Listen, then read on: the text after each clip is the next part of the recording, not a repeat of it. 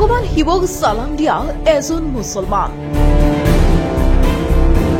দীৰ্ঘ সময় ধৰি এই মুছলমান লোকজনে কৰি আহিছে শিৱৰ আৰাধনা। দিনে ৰাতিয়ে শিৱ পূজাতে ব্যস্ত এজন মুছলমান সম্প্ৰদায়ৰ লোকৰ অলৌকিক কাহিনী। নিজা বাসগৃহতে শিৱ মন্দিৰ নিৰ্মাণ কৰি 2 বছৰে শিৱক আৰাধনা কৰিছে লোকজনে, যাৰ ফলত দেৱতাই স্বয়ং আহি তেওঁক দিছে সাক্ষাৎ।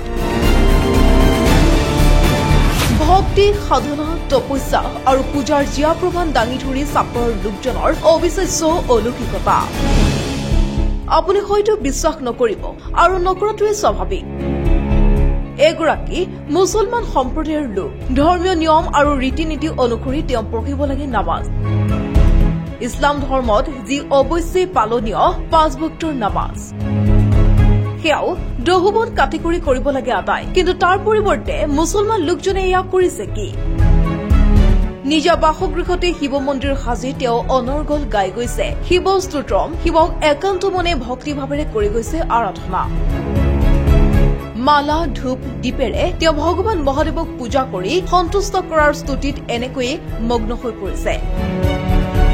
তেওঁ ধৰ্মত এগৰাকী মুছলমান সম্প্ৰদায়ৰ লোক। নিজকে কবিৰাজ বুলি চিনাকি দিয়া লোকজনৰ নাম ছয়পুৰ আলী।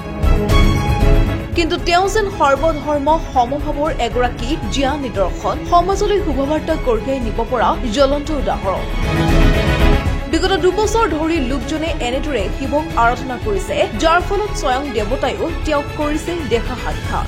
দাবী লোকজনৰ। ইয়াৰ পিছতে এতিয়া তেওঁৰ এই অলৌকিক অভ্যুখানৰ নাম যশ সকলোফালে বিয়পি পৰিছে। তেওঁৰ চোতাল ভৰি পৰিছে মানুহেৰে, কিয়নো লোকজনৰ দাবী ওচৰলৈ অহা মানুহৰ শৰীৰৰ যিকোনো সমস্যাই এফালৰ পৰা জনাই দিব পাৰে তেওঁ।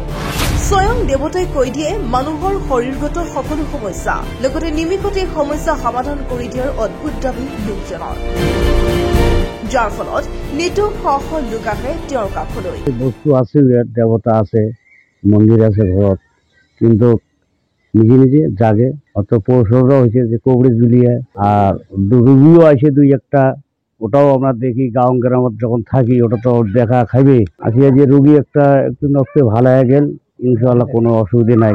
যে কোনো এমনিতে বেমার হলেও এটি ইনশাআল্লাহ অনেক রেহাই পাবে আর ভালো হবে। আমার দীর্ঘ বিশ্বাস আছে আর কি।